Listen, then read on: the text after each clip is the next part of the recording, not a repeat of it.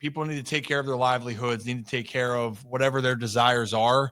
But I always loved that. Maybe I grew up with it, and maybe I was biased than Zach and Mark because of my situation. You know, I had a family member that played for a long time in one place. Yeah. You know, and I know with one specifically for you guys, it's Vlad Jr. Yes. You know,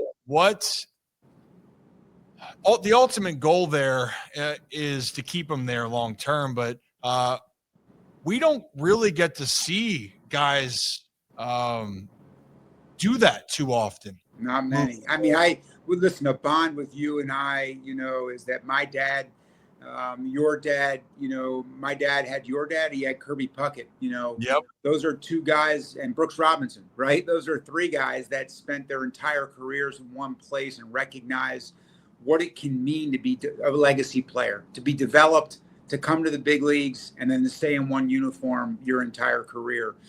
In the case of, you know, never speaking for him, but Kirby, your dad, you know, the understanding of what that means, you know, and in your dad's case, to be from the area, which is even more, you know, remarkable, right? Like that's almost never.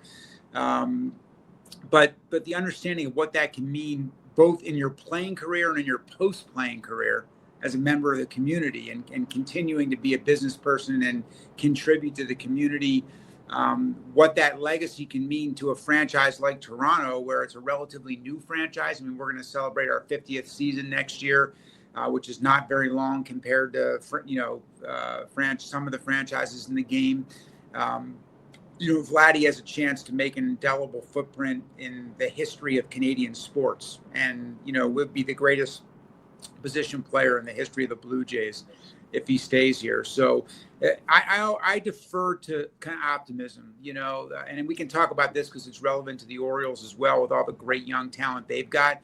But I defer to optimism because Vladdy wants to stay here and we want to keep him here. Now, here's the challenge the Orioles have and the challenge we have with every young player. Multi-year contracts for young players before they reach free agency are about sharing risk.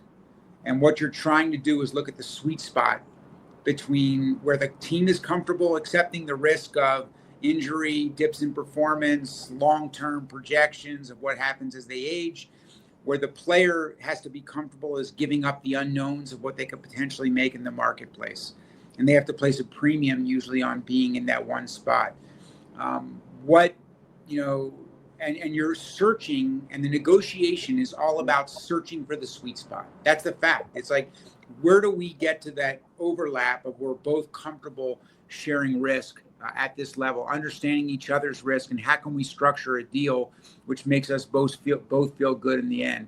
However, it does take both sides being a little uncomfortable, us being uncomfortable with length of deal and kind of uncertainty over a long period of time, and the player being uncomfortable knowing that maybe they could have made more money. Maybe not, but maybe they could have made more money if they went to free agency.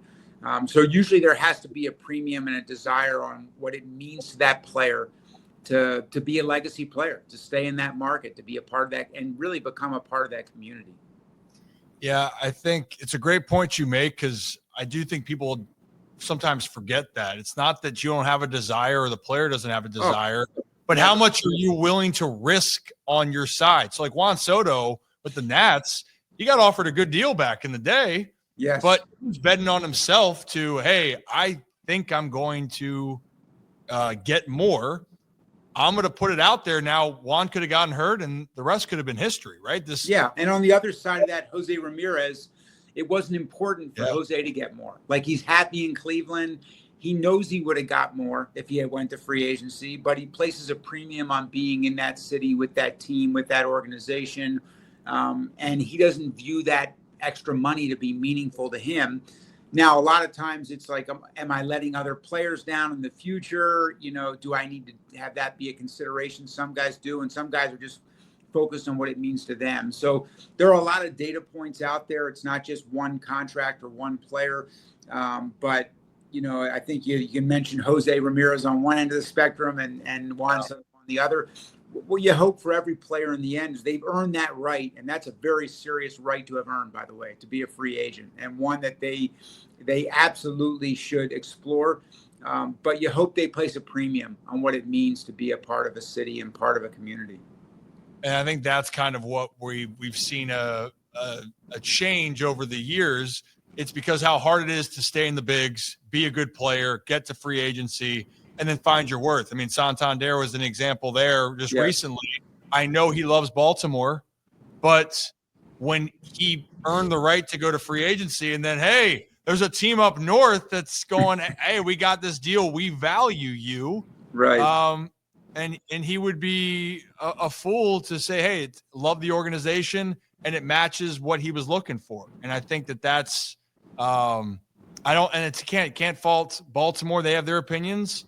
Just like for you, you made a deal because that was the value, and Tony can't fault anybody because that's what he wanted, and I think that's what people, this game's within a game, Mark.